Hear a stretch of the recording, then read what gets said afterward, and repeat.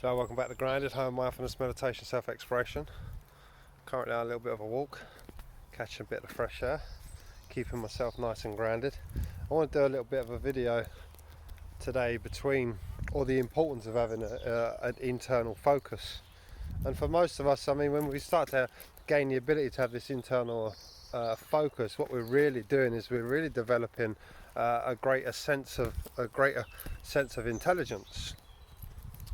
And for most of us, we don't have this level of intelligence within ourselves. We're not self-aware. We're not self-conscious of why we're acting how we do. We're not self-conscious of the reactions when we're having them. So many of us are aware of these, emotional reactions.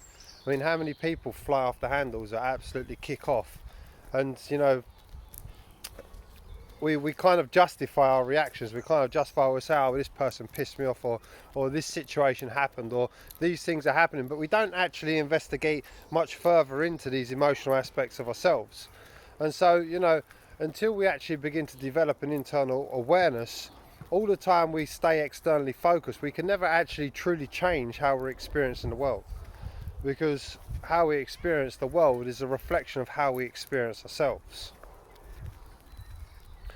And so until this begins to happen, until this point in your life begins to happen where you begin to question yourself, when you begin to look at yourself, when you begin to take yourself off that autopilot and you begin to question your reactions, you begin to question how you feel, this is when we begin to develop that internal intelligence. And this is when we begin to awaken. When you hear people say like awakening, and spirituality, we have all of these concepts and all of these ideas, and that kind of distorts the actual reality of it. Because when we're talking about awakening, what we're really talking about is awakening within ourselves to become so self-conscious that you understand every aspect of yourself.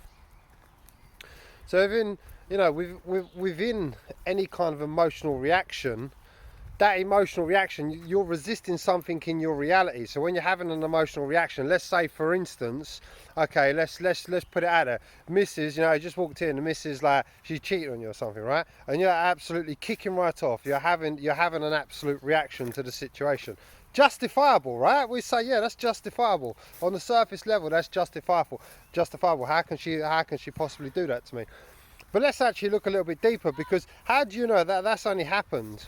That situation has only happened because you created it.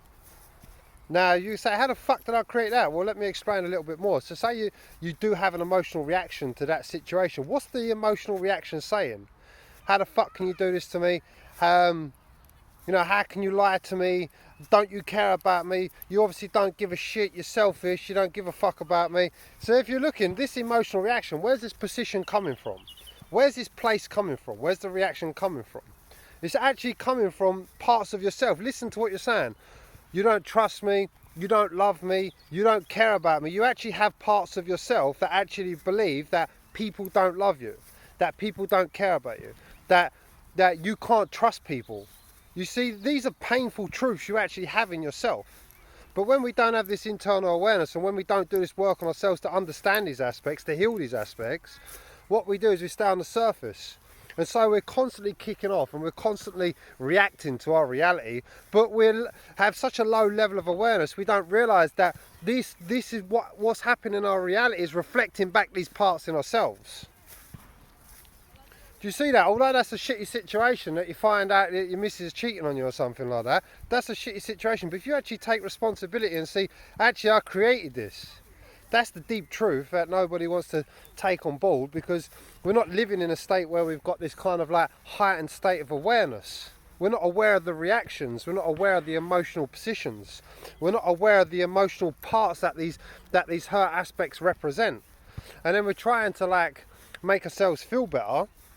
But all the time we're trying to make ourselves feel better, what we're doing is we're battling with these parts. We're battling with these parts of ourselves.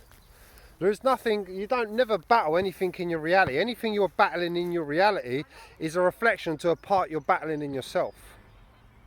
When you're walking around telling people like you can't trust people, you don't like people, and people are horrible to you, them parts are representing parts of yourself. And until you heal them parts of yourself, people will always show up in your reality that you can't trust. People will always show up in your reality that are not going to love you unconditionally, or not going to love you properly. You see, so having this emotional intelligence, developing this emotional intelligence to become internally focused, where you're no longer living in just reactions, and instead you're understanding. Because you'll get to the point where you can come in and do this work where there's no longer these parts in yourself that you're fighting against. And when you're no longer fighting parts in yourself, everything in your reality will be blissful. Everything in your reality will be a reflection of that internal work. So if you want love and connection in your life, then you have to develop that in yourself. And that requires developing this internal intelligence. Anyway, I'm going to go back to my walk. To the next one. Much love.